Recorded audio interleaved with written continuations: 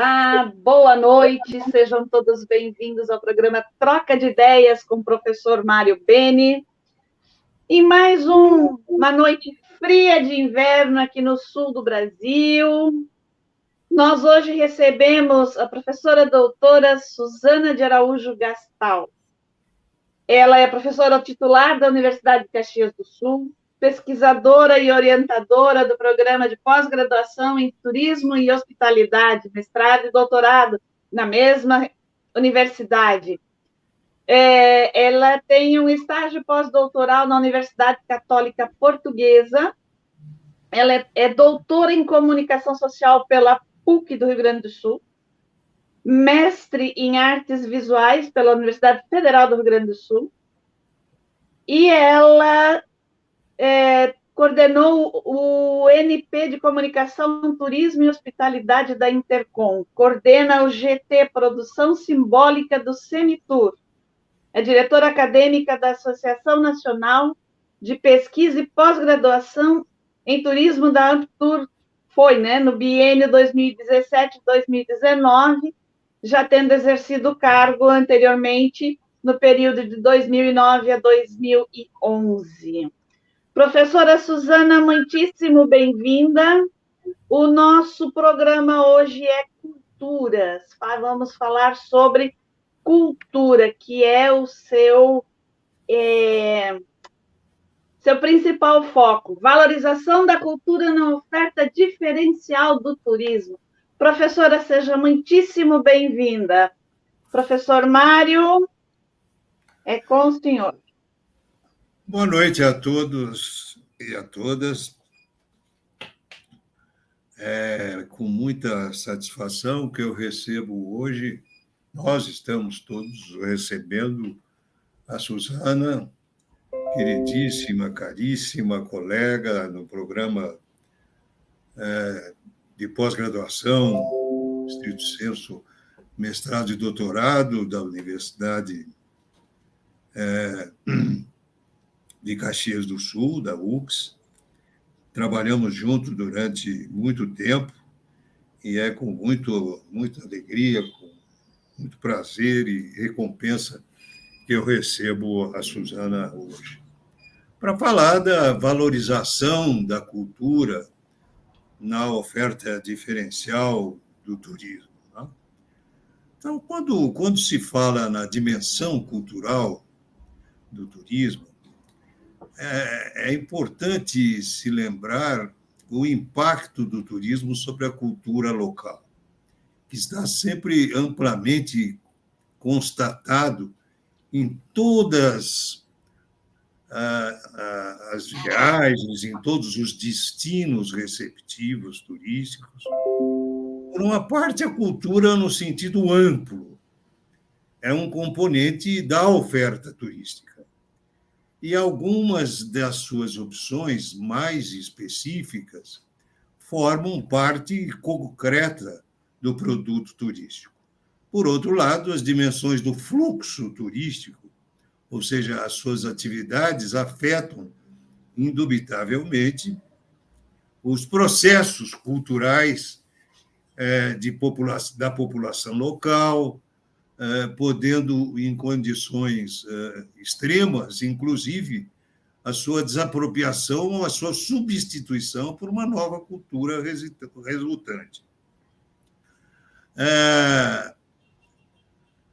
O tratamento que se dá à sustentabilidade cultural, no âmbito cultural, tem, assim, uma dupla perspectiva, tanto quanto ao respeito dos processos das comunidades locais, como a manutenção da competitividade com o destino.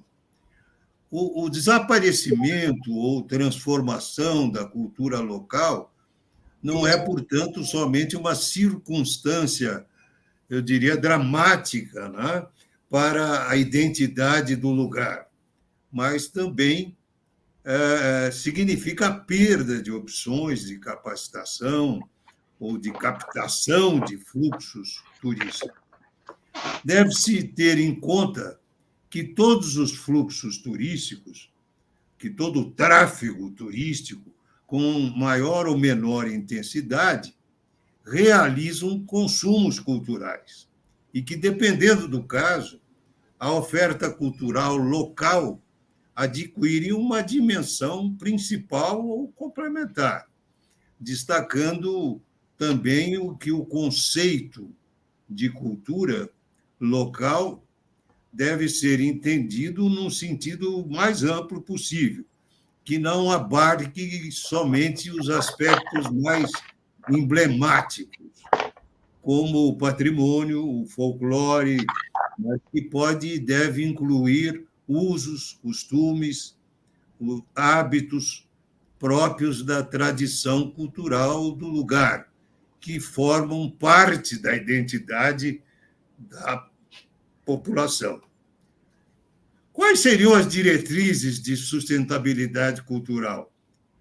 Que eu gostaria que a Suzana ampliasse essas considerações.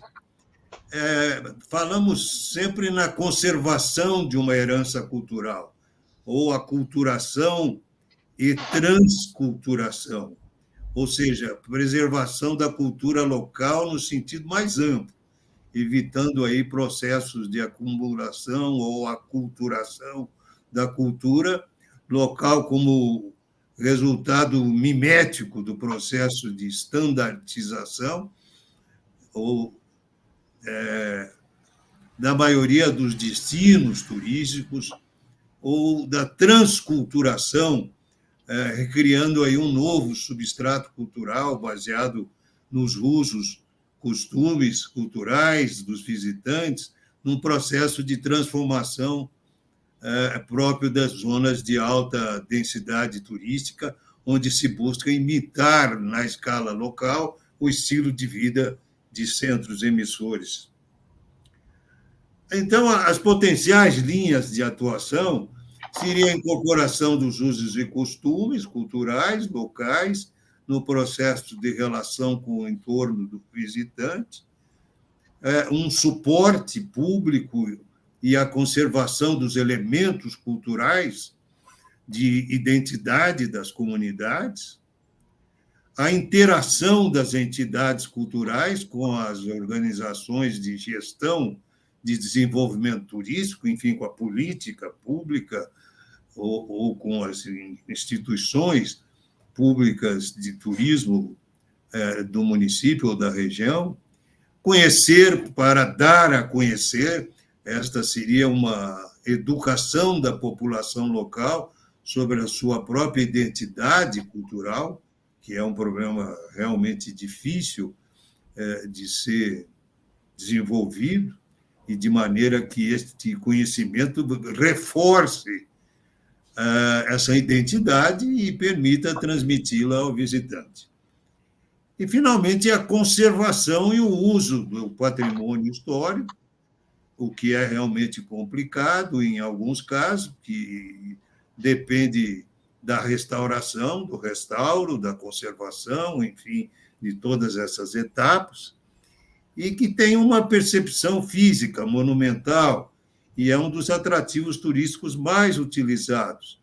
Sua identificação, a sua adequação e conservação garantem uma sustentabilidade do destino turístico. O uso turístico do patrimônio deve resolver problemas de propriedade, e aí vem problemas que envolvam desapropriação, apropriação do patrimônio, assim como a garantia da sua manutenção e da sua conservação. Também a identificação, dentro das possíveis linhas de atuação governamental ou empresarial, ou eventualmente da população local, a identificação e adequação do patrimônio, a reabilitação dos acessos, serviços, o estabelecimento de normas de uso do patrimônio para a sua preservação, os acordos formais com a atividade turística para a viabilidade de conservação do patrimônio e o tombamento, restauro e ressignificação ou reutilização desse patrimônio cultural. Então, eu concluiria, Suzana, lembrando que a cultura local e o patrimônio histórico necessitam de formas de interpretação e difusão adequadas aos visitantes, que permitam tornar acessíveis os conhecimentos e os conteúdos culturais. A qualidade e garantias dos meios de interpretação e difusão da cultura local, que são componentes fundamentais do processo de sustentabilidade do próprio destino. Então, essa capacitação de pessoas dedicadas à interpretação e à difusão cultural, a interpretação do recurso deve fazer parte de uma gestão global do patrimônio. E aí sim teremos uma manutenção de autenticidade cultural, com uma demanda turística massiva, gera sempre uma banalização da cultura local, de forma que, devido à influência desses processos econômicos, a oferta cultural original se transforma em subprodutos que finalmente têm pouco ou nada a ver com a realidade cultural, histórica de um destino. E, finalmente, uma delimitação da capacidade de carga de festas populares, eventos e atividades vinculadas à cultura local. A descaracterização de algumas dessas festas de colônia, como ocorre e ocorreu muitas vezes com a Oktoberfest em Blumenau, Santa Catarina, a capacitação dos gestores culturais para que não ocorra essa descaracterização, a sensibilização da população e da atividade turística sobre a importância da autenticidade cultural. E, finalmente, a criação de organismos que garantam, mediante acordos dos gestores de patrimônio e do turismo, com suporte da administração pública e dos governos estaduais e do governo central. Eram essas as considerações iniciais que eu gostaria de apresentar a você, Suzana, para que você, com muita mais profundidade que eu, possa realmente nos dar as diretrizes para uma sustentabilidade cultural nos municípios de oferta turística diferencial. Bem, eu começo saudando a quem esteja nos ouvindo neste momento ou em momentos posteriores, não é? Agradeço o convite e, bem, depois deste vasto cenário, né, apresentado por ti, nós vemos que, quando se fala em cultura, nós temos um mundo pela frente, né, e um mundo complexo, um mundo, às vezes, difícil até de se compreender.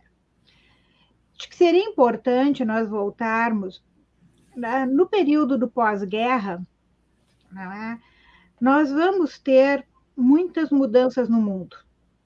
E a cultura, ela é sempre expressão de um momento socioeconômico cultural, né? Então, há uma mudança grande. No turismo, nós passamos a ter, aos pouquinhos, um turismo de massa cada vez mais consistente, não é? E o turismo realmente se estabelece nos anos 50 e 60 como uma importante atividade econômica. Ele se consolida como isso. E aí nós vamos ter, então, no segmento, e então especialmente depois, a partir dos anos 70, grandes mudanças sociais, não é? A mulher se consolida no mercado de trabalho, a criança, nós passamos a ter segmentações, tu falaste bastante de identidade, mas nós lá já começamos a ter segmentação por faixa etária. A criança ganha autonomia, né? Inclusive ali depois, eu acho que a partir dos anos 70, 80, os jovens começam a viajar sozinhos, não é mais ter que viajar com papai e mamãe, né? Desde ir para a Disney até botar uma mochila e sair viajando pelo país de mochila nas costas. E nós temos também o velho, né? O velho com um status diferenciado, né? E como um segmento econômico de consumo importante, né? E suas próprias demandas de consumo. O que acontece na cultura? Nós temos, primeiro, quando se fala em cultura, uma ampliação temporal do conceito, porque não é mais só o muito velho que é a cultura, que é visto como cultura, que é visto como interessante para o turismo. Não é?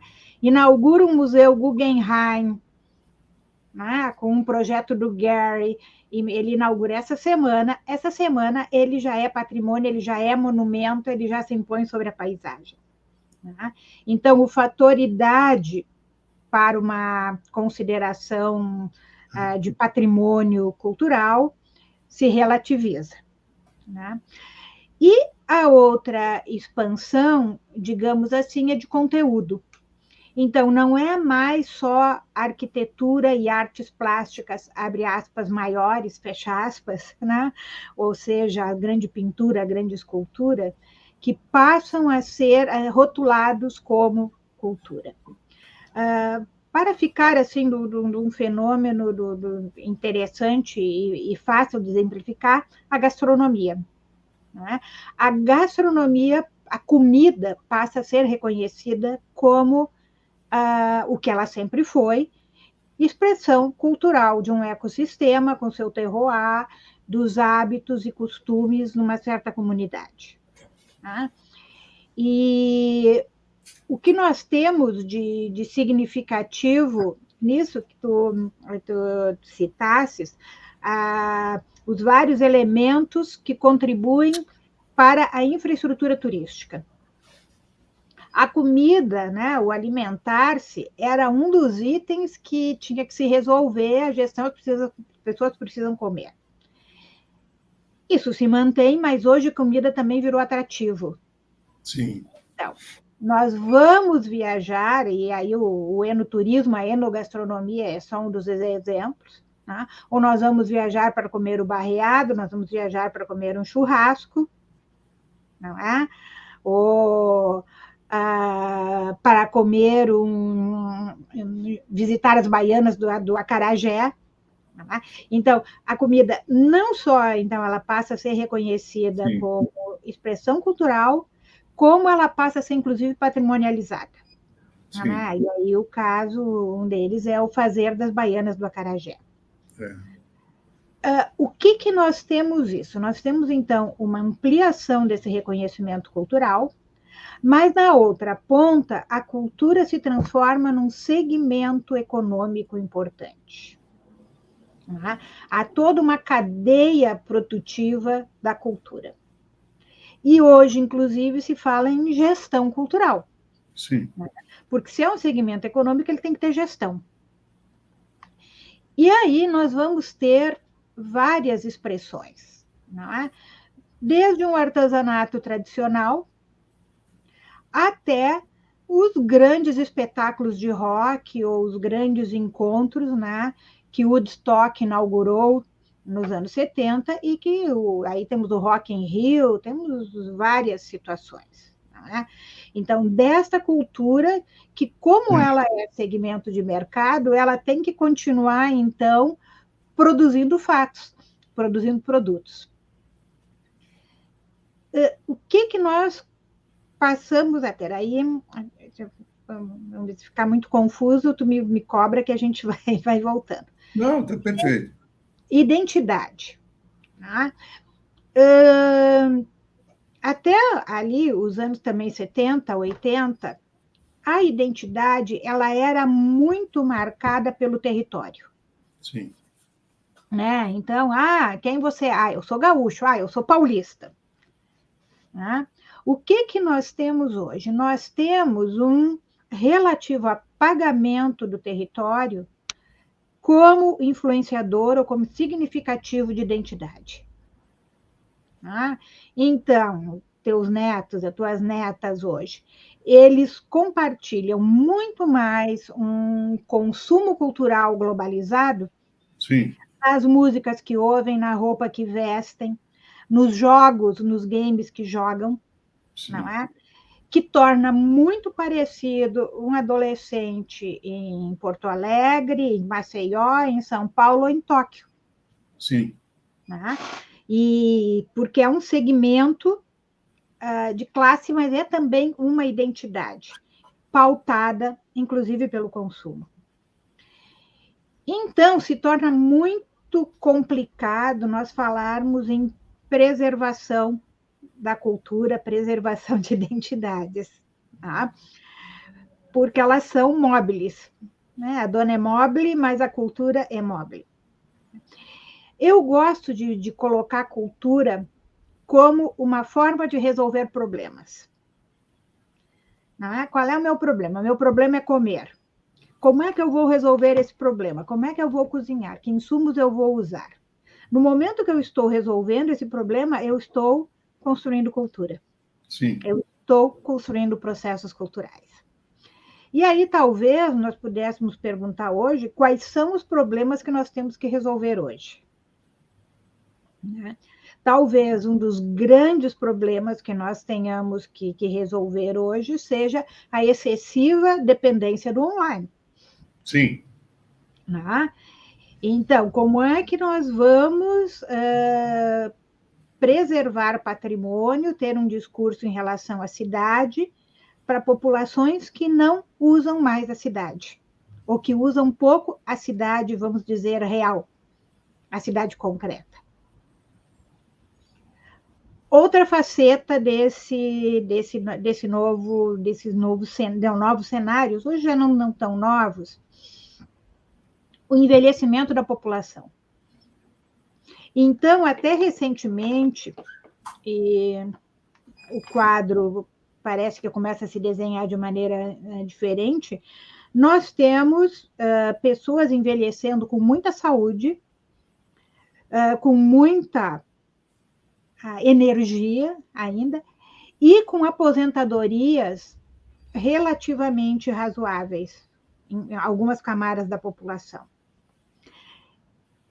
Esse desenho de idoso estava viajando muito e demandando outros costumes, outros consumos culturais, que não só sol, praia e montanha, que natureza. Né? E aí junta também com a emancipação da mulher, e eu acho que é um exemplo importante, é a famosa casa na praia. Sim. Né? Que se ia para casa na praia e juntava primos, tios, era um bando na casa da praia. Então, eu pergunto, qual é a mulher hoje que trabalha um ano inteiro, que chega cansada no fim do ano ou na época das suas férias e vai querer ir para uma casa de praia, cozinhar, juntar toalha molhada, sabe? Recolher roupa de pessoas que talvez ela nem conheça, né? Quando ela também trabalhou e ela também precisa de férias. Ela Sim. também tem um consumo de férias. Né? Vamos ver agora, com a crise econômica e tudo, talvez o fenômeno casa na praia, ele volte forte de novo. Né? Mas vamos ver como é que as coisas se desenham. Aí, um outro item que eu acho que é importante falar, então, dentro desse desenho e para chegar à sustentabilidade, é a produção de eventos. Sim. Não é? Eventos que eu diria que, em termos brasileiros, é o nosso nó gordo quando se fala de sustentabilidade. Porque nós não chegamos a ter um turismo, fora algumas localidades do litoral que tem uma overpopulação, mas aí o especialista seria você. A segunda residência é turismo ou não? É turismo, sedentário residencial. Agora, se nós formos considerar, como que o meu trabalho, que turismo é sair das suas rotinas espaciais e temporais, isso. A segunda residência, ela em princípio repete a rotina. As pessoas não procuram manter o máximo possível as suas rotinas na casa 1, digamos assim, para Sim. a casa 2. Né? Mas, então, fora esse fenômeno de superpopulação em alguns lugares, o que nós temos de complicado? Nós temos os grandes eventos, carnaval, ou os grandes eventos religiosos, por exemplo, em cidades históricas, Ouro Preto, geralmente elas têm uma tradição, Laguna, tem uma tradição forte de carnaval. E aí vem um carnaval que atrai muita gente, que lota tudo, né? Que lota a cidade, som alto, isso impacta muito o centro histórico. Né? Esses eventos impactam muito o centro histórico. E como é que nós vamos lidar com eventos que são extremamente tradicionais?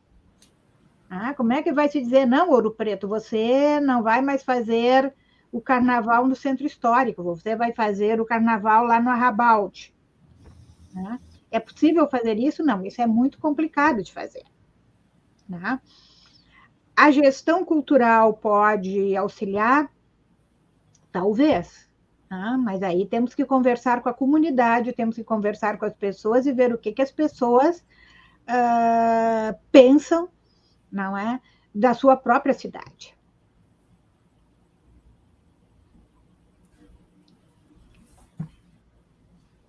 Eu não sei se essa primeira fase, se avançamos.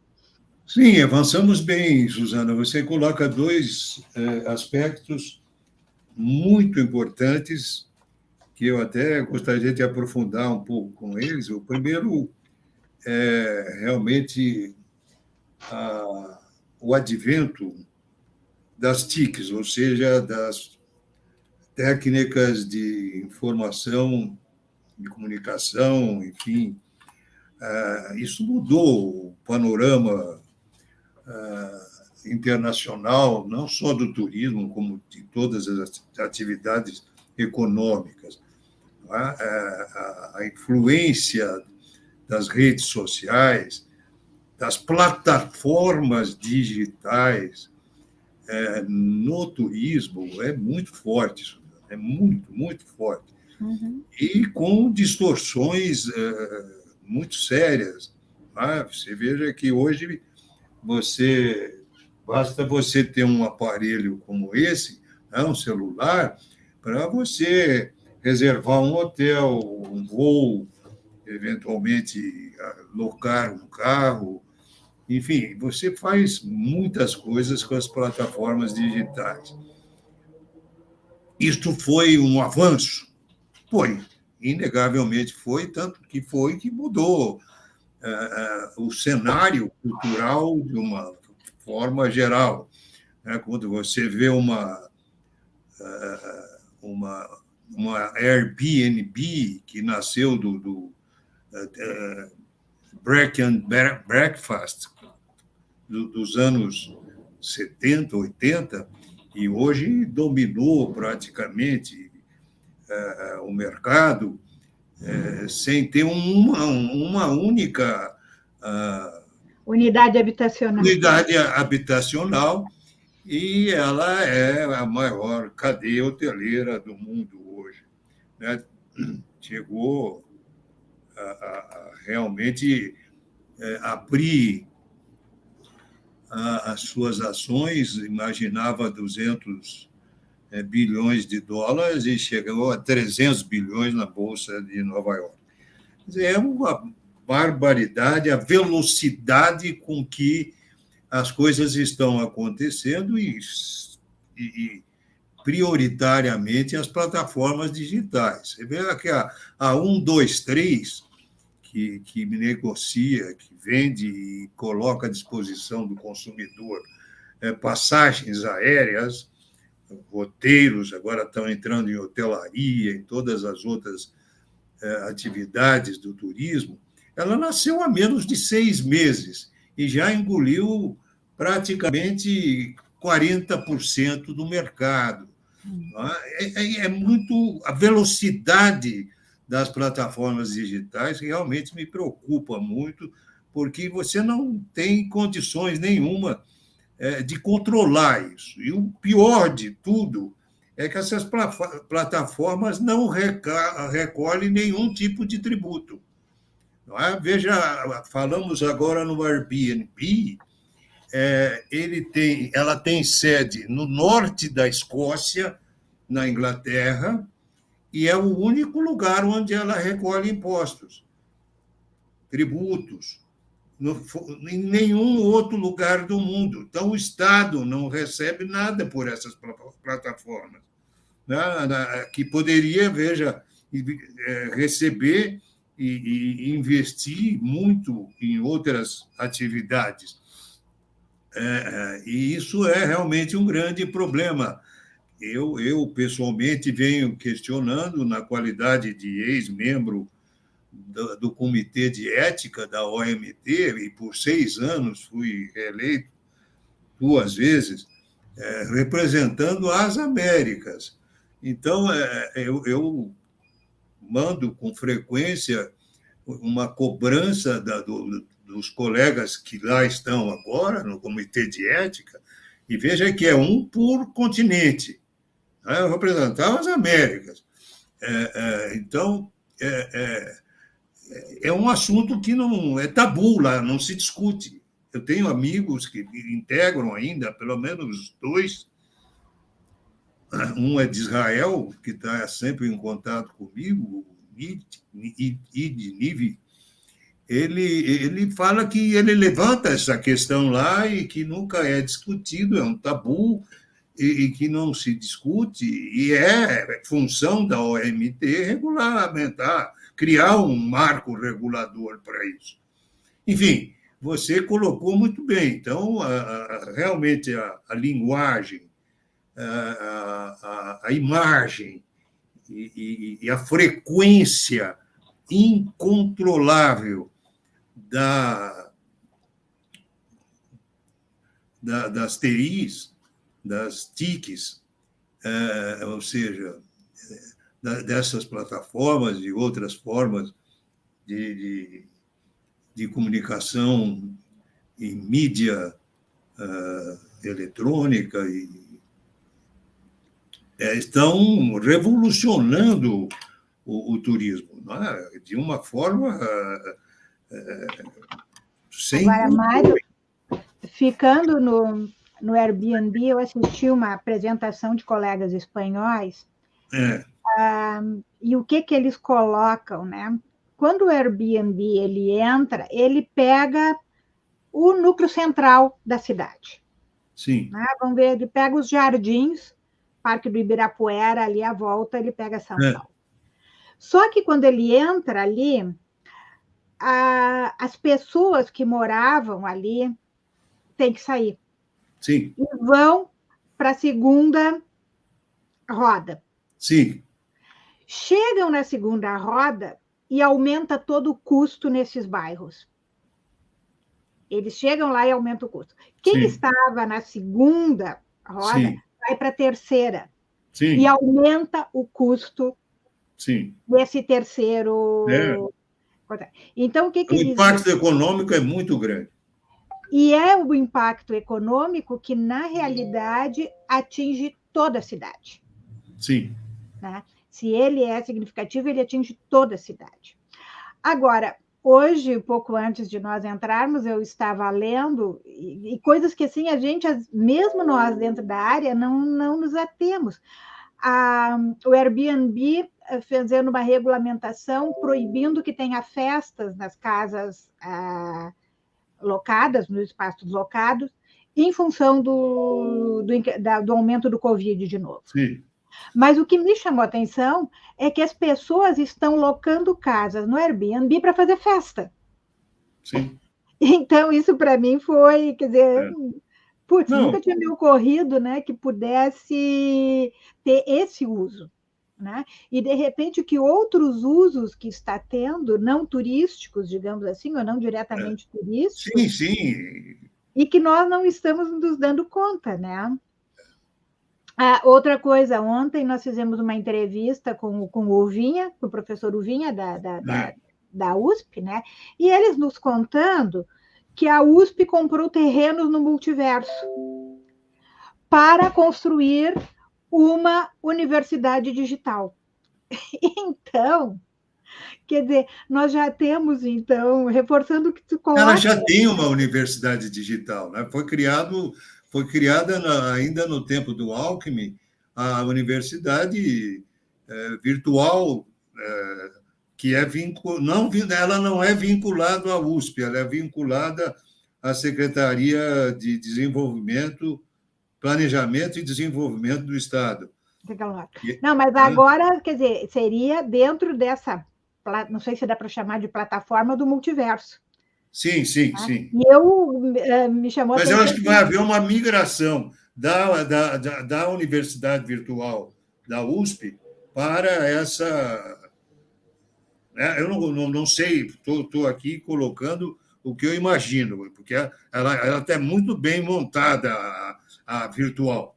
E com certeza vai haver uma conexão com essa universidade que já funciona há quase 12 anos.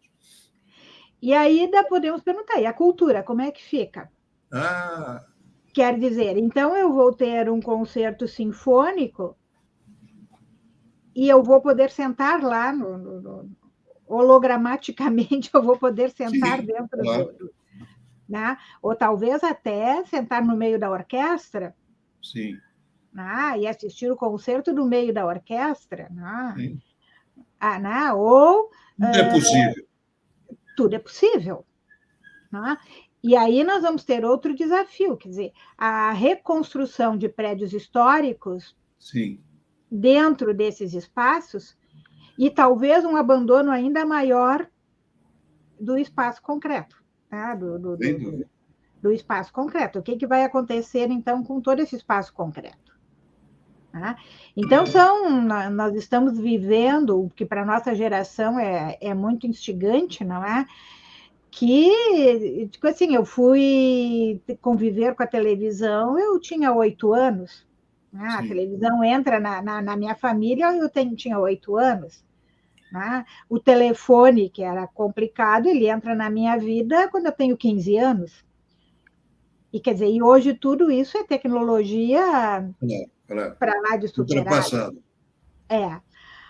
Agora, então, o que a gente pode perguntar é isso, que, por outro lado, né, pode aumentar a demanda pela vida de verdade. Não é? Eu vou voltar a valorizar um bom jantar, eu vou voltar a valorizar sentar num jardim e tomar um bom espumante, tomar um bom vinho.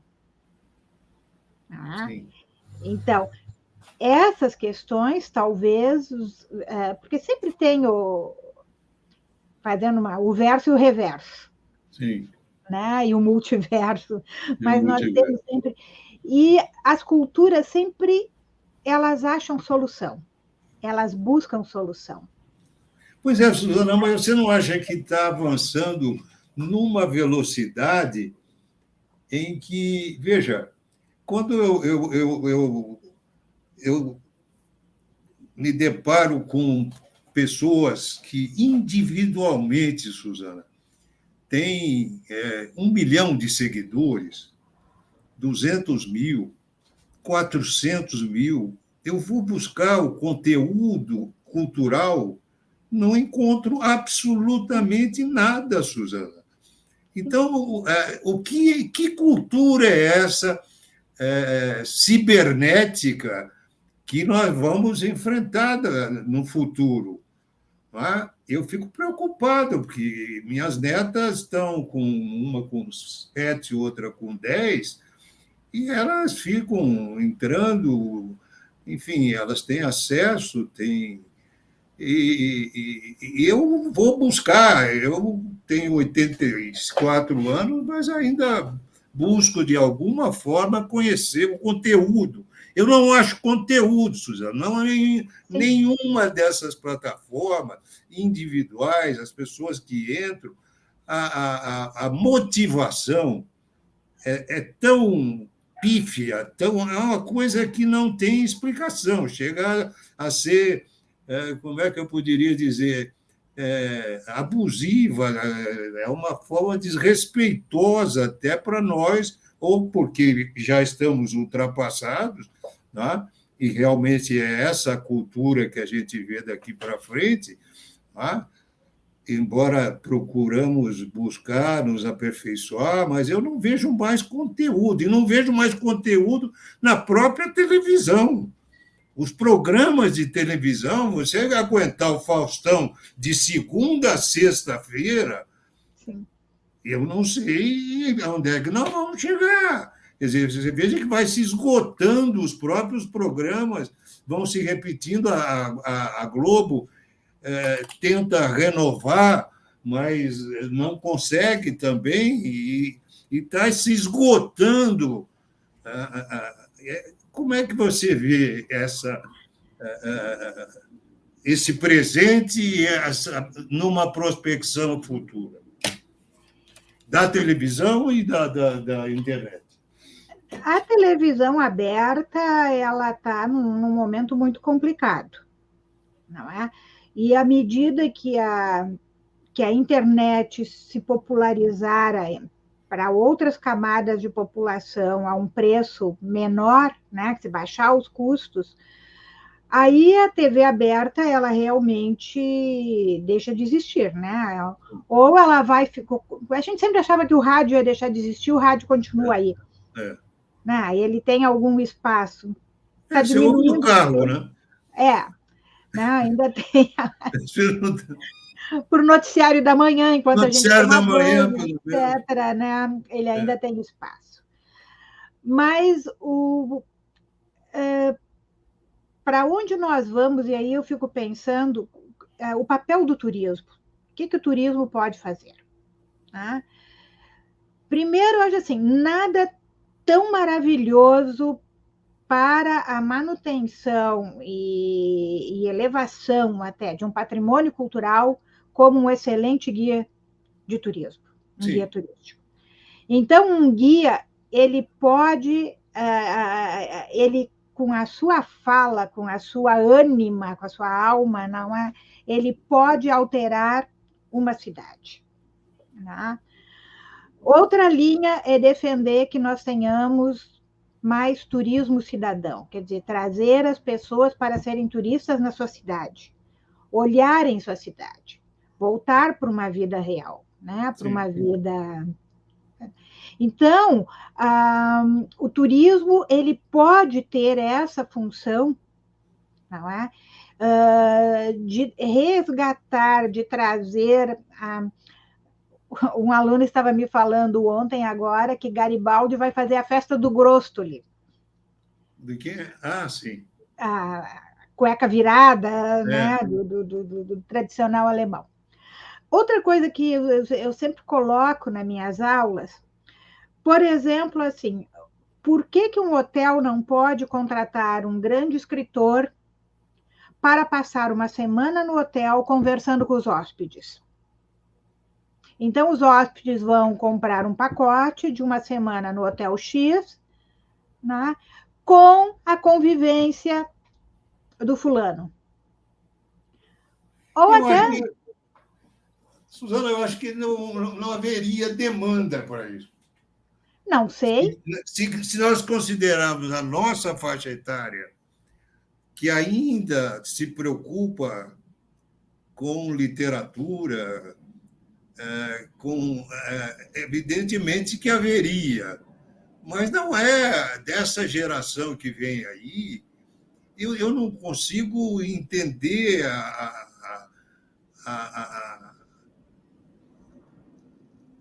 o conteúdo, não há conteúdo cultural de nenhuma Agora, espécie. Beni, assim, ó, se nós formos considerar que produzir games é parte da economia criativa, nós podemos ter a oficina, pode ser uma semana aprendendo a produzir games. Sim, sim, claro. A gente pode adequar, não precisamos ficar só numa cultura erudita, né? Ou, de repente, eu não sei, aula de violão, não sei se alguém se interessaria ainda, ou aula de bateria, por que não? Claro. O rock ainda é forte, quer dizer, ele lida com outras camadas, mas ele ainda é forte. Então, eu acho que teria ações, né, que se pode fazer, que o turismo pode fazer, né, e trazer de volta, né, trazer de volta. Então, eu vamos continuar visitando igrejas, provavelmente. Sim. Mas eu não vejo nenhum programa voltado a isso que você está colocando. Por exemplo, visite as igrejas barrocas de São Paulo. De São Paulo, do Brasil, importa. Quer dizer, não há. Até agora eu não vi em todas as possíveis programas individuais, porque elas são. Não há produção cultural. Existe moda, existe todos os conteúdos possíveis e imagináveis, mas não vejo nada direcionado ao próprio turismo. Isso nós já conversamos, está lá no teu livro, né? Essa relação que continua difícil entre turismo e cultura. Nós tínhamos que desmanchar essas má vontades de parte a parte e fazer aproximações das áreas. Não é concebível que aqui em Porto Alegre nós vamos ter Bienal do Mercosul de novo. É inconcebível que não hajam pacotes turísticos, que não se lote hotel no período. E por que não se lota hotel? Porque não há formatação de produtos para vender o evento. Então, essa sensibilidade, como é que ela pode funcionar? Como é que ela pode crescer? Aí a gestão turística e a gestão cultural, de se aproximar. Hoje, os grandes eventos, os ciclos de música, os ciclos de teatro, eles mobilizam muito as cidades. Mesmo o Rio de Janeiro, que lotar o Rio de Janeiro, só o carnaval lota, mas o Rock in Rio também enche o Rio de Janeiro, também impacta o Rio de Janeiro. Sim, os festivais musicais ainda mobilizam a grande multidão. Sim. Mas eu não vejo essa mesma oferta em termos de conteúdo cultural nas redes sociais. Não há demanda. Ainda. Não há oferta, não há demanda. Não há oferta e não há demanda para isso. Eu acho que não. Vamos meter a colher aqui. Eu acho que não existe uma. Não me ocorre outra palavra, mas uma estimulação adequada. Por exemplo, a professora deu o exemplo de fazer um pacote num hotel que tenha um escritor para vir falar de um determinado tema. Não, eu acho que não existe um marketing que instigue as pessoas a buscarem isso. Porque ele é muito mais profundo, né, no conhecimento, no debate com o autor, do que... e que muitas pessoas estão procurando e não encontram, como o professor fala, que está tudo muito vazio na internet. É tudo muito imediato e tudo muito vazio. Você precisa selecionar muito bem um conteúdo. Eu acho que o que está faltando é um preparo, até por parte de um escritor, de preparar um material diferente para discutir aquilo sobre o qual ele escreve. Por isso, e até mesmo como forma de estimular que os jovens comecem a ler, voltem, né? A ler, descubram que ler, pegar um livro na mão, ler, anotar, olha, isso aqui é interessante. Eu acho que esse trabalho falta. Fazer games também, aí trabalhar com games, e nem todo mundo, eu vou botar o professor lá para fazer uma oficina de game. O que será que vai acontecer? O professor é curioso, ele vai.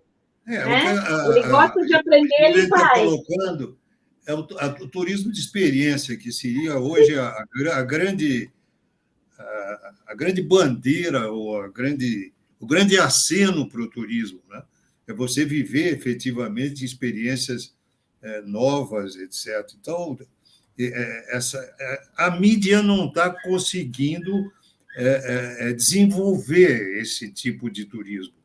A mídia que eu coloco é a mídia individual, feita pelos internautas, e a mídia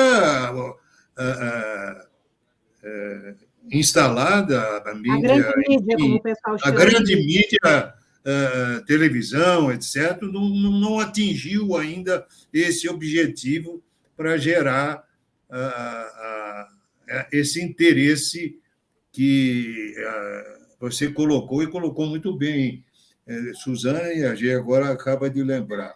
Então, na verdade, isso realmente é preocupante, porque a banalidade ou a banalização do que ocorre nesses canais fechados ou abertos, nos próprios programas televisivos, eles não têm conteúdo cultural, na minha opinião. Conteúdo cultural expressivo, que realmente possa... E, ao contrário, aquilo que não tem nenhum sentido acaba gerando aí 1 milhão de seguidores. Quer dizer, essa explicação que eu ainda não consigo entender, Suzana. Eu queria que você desse uma pincelada nisso. Esses seguidores, eles também têm que ver até que ponto eles de fato existem. Porque eu sei que a partir de um certo número, a pessoa ganha, né? E tem. Não. Pode comprar. A pessoa tem que comprar os seguidores, né? Tem que ter o acesso, né? Porque eu posso lá me clicar como seguidor do Mário Beni e eu nunca mais entro lá. Nunca mais está aparecendo. Né? Agora, essas pessoas também, eu não sei, Mário, eu acho muito complicado falar de internet porque é um mundo, né? E eu não sei se a gente não está fora da bolha também, né? Se de repente não tem lá uma bolha produzindo literatura, conversando sobre literatura, não sei, sobre música. Eu não vi ainda, eu já procurei muito, Suzana. Bom, eu não tenho tido para fazer esse tipo de pesquisa, mas não sei, eu acho que vai ter público para tudo. Tá? E o que eu disse antes, me parece que acaba havendo uma reação em busca de vida real. O turismo rural cresceu. Sim. Os restaurantes situados fora é o grande atrator turístico. Cresceram, né? Então, e esses restaurantes que oferecem junto uma ruralidade, quer dizer, tem a galinha ali, tem a vaquinha, a criança vai ver a vaquinha, né? Nós temos um chefe que tem no Vale dos Vinhedos, um estabelecimento muito interessante, o Rodrigo Belora, né? E ele contou numa entrevista que chegou um casal com uma criança no restaurante dele, né? Que também tem, então, a propriedade rural à volta, e que a criança olhou para a árvore e perguntou para a mãe: o que as laranjas estão fazendo na árvore? Então, mas essa criança descobriu que as laranjas estão na árvore. E me parece assim que a gente tem que instigar, né? Se largar, mesmo as tuas netas lá com 6, 7, 10 anos, se largar um monte de tinta, um monte de papel, como quem não quer nada, deixar exposto na sala ali, elas vão resistir. Elas vão resistir a não mexer? Pois é, elas não vão resistir, elas vão, porque é irresistível. Né? Desenho, pinto. Exato. Né? Então, eu acho que nós temos um instinto criativo. Sim, sim, sim. E que se mexer um pouquinho, ele está aí e ele vai responder. Né? Nós temos necessidade de árvore, nós temos necessidade de grama. Né? Quer ver o meu neto feliz de 3 anos, solta ele num gramado, ele exalta de felicidade. Né? E me parece que nós sempre a cultura e a vida ela tem fases, né? E eu acredito que nós vamos ter toda essa geração que está excessivamente tecnologizada, ela Sim. mais adiante vai sentir falta de procurar outras experiências. Vai ter os que vão continuar lá, mas alguns vão buscar outras coisas, vão buscar outras experiências, vão literalmente pôr a mão no barro, fazer uma escultura, sabe? E fazer uma guerra de barro, de lama. Mas veja, Suzana... Não pode ser oportunidade para isso. Veja, Suzana, eu tenho 5.000, porque é o limite do meu site. Como é que é? Da sua página no Facebook. A página no Facebook. Não pode ultrapassar 5.000. Bom, toda vez que eu escrevo um texto todo dia. Mas, quando o texto é mais longo, ninguém lê, não gosta de ler. Eu tenho que fazer, no máximo, 3 ou 4 linhas, no máximo. Se eu passar disso, já não tem público, já não tem demanda. Não tem demanda. Textão não dá. Eles não gostam de ler. É a juventude que está lá, que acompanha... professor, não é que não gosta. Os adultos também começam a ter preguiça de ler. Ninguém tem professor, mais... Agora, você imagina pegar um livro. Né? Eu estou aqui com um monte... Eu ainda escrevo, olho, leio, todo dia, pelo menos toda semana, 2, 3, 4 livros, tá sempre aqui. Mas as pessoas perderam esse hábito, Suzana. Você já viu o que fechou de livraria? Não, fechou a livraria porque se compra online também, né? Se compra online. E, professor, eu sou suspeita para falar, mas os seus textos, não é que as pessoas não leem. Muito raro. Professor, não esquece que eu estou... 2, 3, 5, 7, no máximo. Não esquece que eu estou sempre fiscalizando as suas páginas, né? Mas é o que a Suzana falou, o senhor é detentor de uma cultura muito ampla. E quando o senhor escreve, o senhor deixa transparecer essa sua riqueza cultural. E aí entra na questão, não é que as pessoas não têm tempo, não têm disposição para ler. A grande maioria não está entendendo o que o senhor está falando. Pode ser. Não é porque o senhor está usando uma linguagem rebuscada, né? Mas é porque elas não conseguem contextualizar o que o senhor está escrevendo. Eu já falei várias vezes para o senhor às vezes dá nó em pingo d'água. Mas não é que o senhor está... Não sei. Não, não consigo entender isso. Quer dizer, realmente você tem razão. São pouquíssimas as pessoas que... Agora, eu não sei me expressar de outra forma. Eu, às vezes, até acho que uso termos que até saíram de E moda. nem Né? deve, Então, Mários. Só que assim, ó, tudo que a gente escreve são cartas que a gente bota numa garrafa e joga ao mar. isso, Uhum. E nós não sabemos aonde as nossas garrafas vão chegar. Não. é verdade. Então, a Você gente falou pode. agora uma coisa muito importante. É. E não se escreve uma pessoa. Como tu não escreve necessariamente para hoje, né? Escreve para um Uhum. horizonte maior. Sim, claro, É. claro. Então, isso é que é importante, sabe? Vamos jogar garrafas ao mar e esperar que elas cheguem em alguma ilha. Isso é verdade. O próprio texto acadêmico, não é? Quantos leem os textos acadêmicos? O pessoal fala, Ah, escreve uma tese e ninguém lê. Não sei se as pessoas leem os artigos. Né? acho difícil. Então,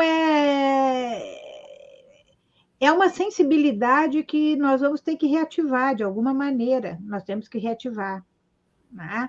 Porque as pesquisas já estão mostrando que o QI das crianças está diminuindo em relação ao QI dos pais. Né? Os problemas de memória estão chegando cada vez mais cedo. E aí, o que nós temos? Nós temos que ter uma escola, né? Talvez não nos moldes que tenha hoje, uma escola com outros moldes, Sim, mas em que o conhecimento ele seja autorizado. Né?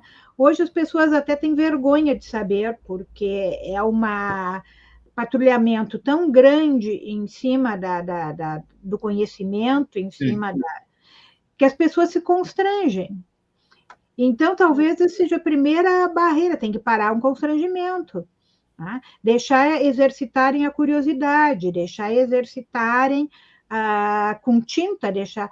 Quer dizer, a escola no Brasil não tem mais aula de música, não tem Não. mais aula de desenho, não tem mais aula de pintura. Moral e cívica tem 40 anos que não tem, 50 anos. Mas ela ficou complicada porque ela ficou muito associada à ditadura, né? Sim, Não, sim, mas sim. eu estou falando Mas não se recuperou isso. A ditadura já passou faz tempo. mas essa exercício da sensibilidade, desenvolver a nossa sensibilidade, né? Porque que eu tenha a experiência de ouvir uma música, pode ser rock, pode ser pauleira, mas numa reprodução com qualidade. Então, esses streaming que acabam baixa, É, a qualidade também baixa, mesmo que o sim. equipamento seja bom, quer dizer, agora, qual é a experiência de ouvir mesmo o Rock in Rio, de ouvir ao vivo, Sim. de estar ao vivo numa orquestra sinfônica ou numa banda de rock, É. ou em algum equivalente, quer dizer, isso mexe com a minha sensibilidade, quer dizer, ativa meus sentidos, e me Sim. parece que o que nós temos hoje é os Não, sentidos isso embotados. Né? Os sentidos estão embotados e nós temos que novamente fazer uma. Não, e a disponibilidade que existe na internet sobre as grandes orquestras do passado, a música de câmara, as óperas, estão todas aí. Né? Agora, eu não sei qual é a frequência disso, eu até gostaria de conhecer em que medida isso é realmente disponibilizado, ele está. Eu fico, às vezes, o dia inteiro lendo, mas ouvindo Glenn Miller, enfim, aquelas grandes orquestras do passado que eu gosto muito, e tranquilamente, está lá, a oferta. Isso não existia no passado, você tinha que comprar o disco, sei lá, O e foi LP. evoluindo. Hoje você não paga nada e tem todo o espetáculo que você quiser à disposição. Né? E as pessoas, eu não sei em que medida preferem realmente terem essa possibilidade de fruir essa música clássica e não sei. Elas estão à disponibilidade, a disponibilidade existe e muito bem feitas. Tá? Todas elas. Tá? E eu fico entrando, buscando, É o único conteúdo que eu acho realmente atrativo na rede social. O papo está excelente, mas nós temos alguns comentários aqui. Então, vamos lá. Eu vou primeiro colocar que a Zezé está nos acompanhando, tá? Oi, Zezé. A Zezé está nos acompanhando. Zezé. Estão aqui a Rosane do Nascimento, Diego Aides Pereira. Temos aqui a Luciana Viveiros, que coloca algumas questões. Primeiro comentário que ela faz é o seguinte: você considera que o pensamento, estavam falando da OMT e um pouco mais cedo do programa, né? Você considera que o pensamento neoliberal tomou conta do subconsciente dos membros do Comitê de Ética da OMT? Não, pergunta. Eu passei lá 6 anos. Havia, nesse período, eles eram realmente colegas de dos 5 continentes. Nós éramos em 5 e havia o presidente e 6, ou 7, não sei, tinha lá então, o que eu sentia? Eles eram conservadores, a maioria absoluta, principalmente os europeus, tá? Eram muito conservadores. O tema sempre era a questão da prostituição, mais discutido era sempre a prostituição infantil em diferentes países. Infelizmente, o nosso estava entre os 3 maiores na época, não sei como está agora, mas esse era um dos temas mais discutidos. Depois, outros temas internacionais, etc. Mas era a maioria conservadora, né? Não tinha esse neoliberalismo estampado como realmente hoje nós temos. Enfim, era isso que eu sentia e realmente espelhava a opinião, não do país, mas pessoal daqueles que representavam os seus respectivos países. Eram mais conservadores. Mas se passaram... O meu último mandato foi em 2000... Começo dos anos 2000. Não, já no período Lula eu entrei. Foi de 2003 a 2009. Primeira década dos anos 2000. A Luciana ainda faz o seguinte comentário, agora mudando de assunto, sobre o Airbnb, que eles estão entrando no campo da locação de imóveis, que a senhora estava falando, professora. Conheço pessoas que locam imóveis para morar via Airbnb, criação de uma nova cultura de residência. Eu li uma reportagem que o pessoal de Portugal estava reclamando porque os universitários não estavam mais conseguindo morar próximos às universidades em virtude da locação das casas pelo Airbnb. Eles estavam sendo expulsos daquelas, digamos, zona de conforto próxima das universidades. Suzana, quer responder? Não, eu acho que não, acho que é uma afirmação, né? Nem é uma pergunta. É um comentário. Eu estou colocando... E aquilo que a Suzana tocou nesse... Eles entram, né? Onde o Airbnb entra, ele, de certa forma, eleva os aluguéis. Não é que ele expulse os locais, mas como ele eleva o custo de morar ali, as pessoas acabam saindo, né? E vão para bairros adjacentes, onde aumenta o custo, e o adjacente vai para o mais adjacente, etc, etc. É muito perverso, né? Será que é possível fazer uma relação. Nos anos 80, aqui em Florianópolis, aconteceu vinham argentinos para cá. O pessoal saía das casas para alugar as casas para os argentinos, porque na época eles pagavam tudo em dólar. E os residentes, tinha muita gente que vivia o resto do ano daquele aluguel. Será que é esse o caminho que o Airbnb está desenvolvendo?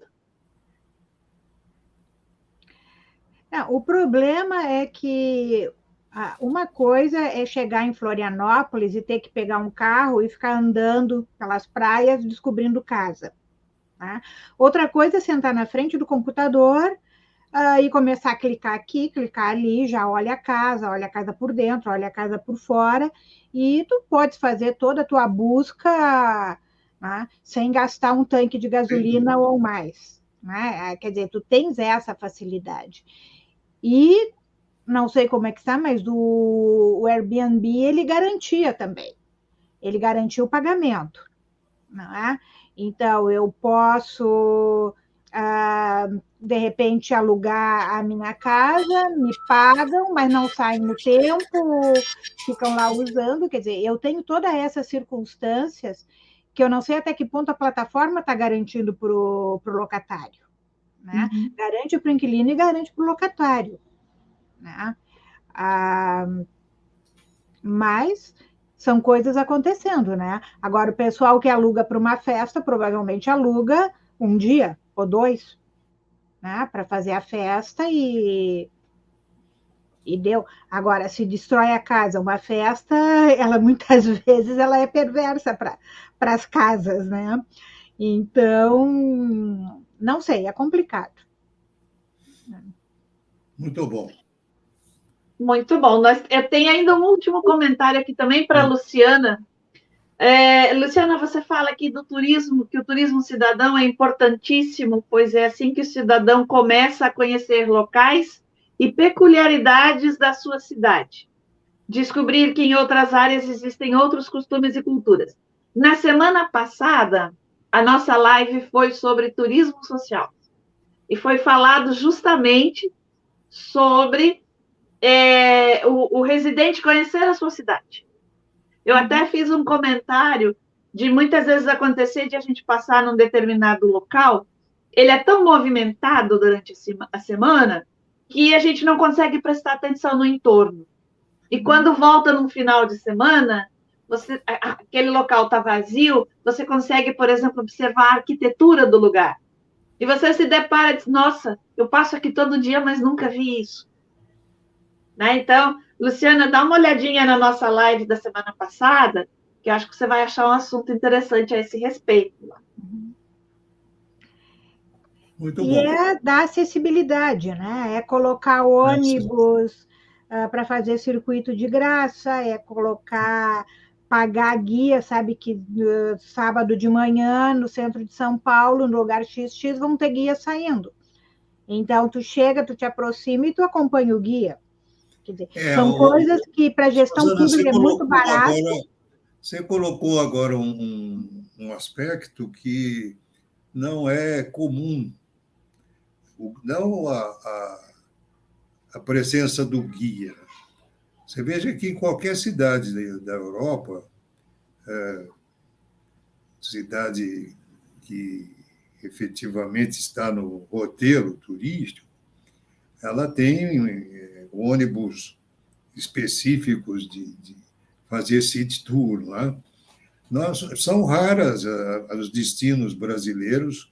São Paulo, por exemplo, não tem um serviço, tem agora, mais recentemente, coisa de não chega a 5 anos, que tem um serviço, mas não é público, é iniciativa privada. Mas não tinha um city tour com as características necessárias de um city tour. Então, São Paulo, que tem recursos, tem condições, o governo do município e o governo do estado nunca se preocupou em ter um um city tour de alto nível de atendimento e de transporte, não é? Pela dificuldade até de locomoção no centro da cidade, de deslocamento, etc. Mas é importante, e não é da nossa cultura esse tipo de city tour que você... Isso é uma falha. Tinha os ônibus, né? E não tem mais. Era público, foi privatizado. Mês passado privatizaram. Mas então, tem o serviço. Tinha, só que assim, era tipo R$ 15 ou coisa assim o ticket. E agora o que estavam falando, não confirmo, mas o que estavam falando vai passar para 80. Então, quer dizer, para o nível de renda médio brasileiro, 80 pega 3 pessoas ali, um casal com filho, vai gastar R$ 250 para dar uma volta na cidade. É difícil, né? É complicado. É caro.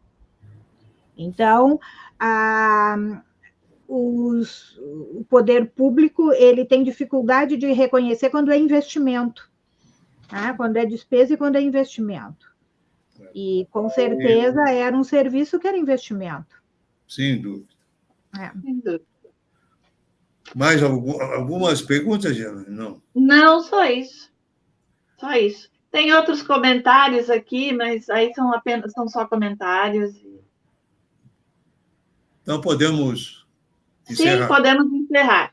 Vou aproveitar e lembrar quem está chegando aqui agora, né, que está novo aqui nos visitando, não se esqueça de fazer sua inscrição, acionar o sininho, compartilhar, porque as nossas lives estão indo para a sala de aula. E outra coisa, nós todas as quartas e sextas tem quizzes para vocês darem uma testada nos conhecimentos sobre turismo. As perguntinhas pequenininhas, bobinhas, certo, errado, mas que são interessantes de ir lá e fazer e olhar. Cada conjunto de quizzes tem 5 questões, verdadeiro, falso, certo e errado. Eu estou preparando outras mais incrementadas, mas por enquanto é o que a gente está apresentando. Todas as quartas e todas as sextas. Professora Cocada, você aparece lá. Deixa eu fazer meu comercial também. Nós estamos fazendo uns podcasts agora chamados Sabatina Turística. Sim. Interessante. E Sabatina Turística. Perguntas fáceis, respostas nem tanto. Já está online, agora nós começamos a botar online, já está um com a Maru Mesh e outro com a Margarita Barreto. Já tem 2 online na página do YouTube, do PPG-Tour-H UX, né, do Programa de Pós-Graduação em Turismo e Hospitalidade da UX, estão lá já 2 sabatinas. Tá?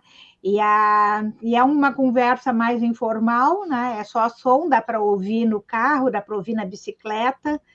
Tá? Então, é mostrar um lado mais humano dos nossos pesquisadores. Está bem bom. Excelente. Muito bom. Sim. Muito bom. Professora, muitíssimo obrigada pela sua participação aqui conosco. Eu que agradeço. Uma honra. Obrigado, Suzana. Ter aceito o nosso convite aqui, nesse calorzinho que está fazendo aqui no frio, no sul do Brasil, né? E muito obrigada a todos que estiveram aqui conosco. Professor? Muito obrigado, Suzana. Obrigado a todos que nos prestigiaram com a sua audiência. E vamos aguardar agora uma série de novas ofertas de audiência através de alguns eventos que estão programados. Há o encontro da BB Tour, que será que dia? De 5 a 8 de agosto.